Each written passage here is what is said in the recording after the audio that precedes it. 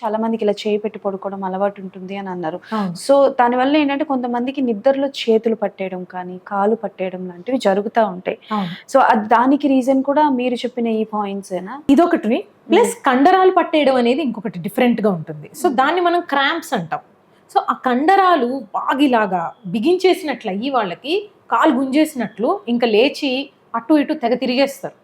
So ఆ కండరాల నొప్పులు అనేది కాల్షియం డెఫిషియన్సీ, పొటాషియం తగ్గిపోవడం, కొన్ని రకాల స్టాటిన్స్ అంటాం, అంటే కొలెస్ట్రాల్ తగ్గించే మందులు హార్ట్ పేషెంట్స్లో, బ్రెయిన్ స్ట్రోక్ పేషెంట్స్లో ముఖ్యంగా ఈ ట్రీట్మెంట్ చేస్తూ ఉంటాం. కానీ ఆ మందులు డోస్ గనక చాలా ఎక్కువగా వాడుతుంటే తెలియకుండానే కొంతమందిలో ఈ కండరాల నొప్పులు రావచ్చు. ఇంకపోతే ప్రెగ్నెన్సీ, కొన్ని రకాల డెఫిషియన్సీస్, కార్నిటిన్ డెఫిషియన్సీ అంటాం, ఇంకా కొన్ని మజిల్ అండ్ న్యూరో ప్రాబ్లమ్స్లో కూడా ఈ కండరాలు పీకేయడము, కాళ్ళు చేతులు లాగేసేయడం నిద్రలో అనేది కామన్గా చూస్తుంటాం అనమాట. ఓకే. సో పడుకొని లేచిన తర్వాత మజిల్స్ పెయిన్స్ ఉంటాయి కదా, అది కూడా దీని రిలేటెడ్? సో అది ఎలా ఉంటుందంటే కొన్ని రకాల జాయింట్ సమస్యలు, రుమటాయిడ్ ఆర్థరైటిస్ అంటాం, ఫైబ్రోమయాల్జియా. సో ఇలాంటి కండిషన్స్లో ఏమవుతుంది, ఒక రకమైన పూత, వాపు, ఎరుపుగా అయిపోతాయి.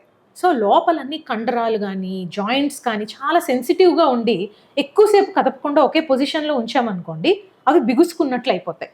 కాసేపు వేడి నీళ్ళలో పెట్టడం, లేదంటే కనుక వాటిని ఎక్సర్సైజెస్ చేస్తూ మూవ్ చేసిన తర్వాత రోజువారీ పనిలో పడిన తర్వాత ఒక గంట 2 గంటలకు అవి సర్దుకుంటాయి.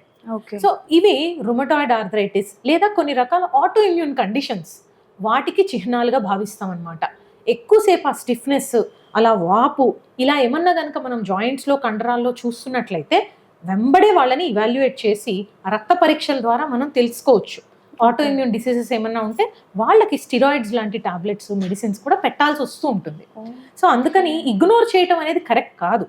ఈ రోజుల్లో ఎవరికి ఎలాంటి ప్రాబ్లం వస్తుంది అనేది ప్రెడిక్ట్ చేయడం అంత ఈజీగా ఉండట్లేదు.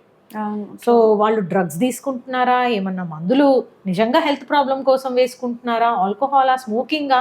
సో కారణం ఏదైనప్పటికీ మనం దాని రూట్ కాజ్ తెలుసుకుంటే తొందరగా క్యూర్ చేయగలుగుతాం, ఈ సఫరింగ్ అనేది తగ్గించేస్తాం అన్నమాట. హాయ్ ఎవ్రీవన్, నేను మీ Vedika. Please subscribe to Golgo Health. Don't forget.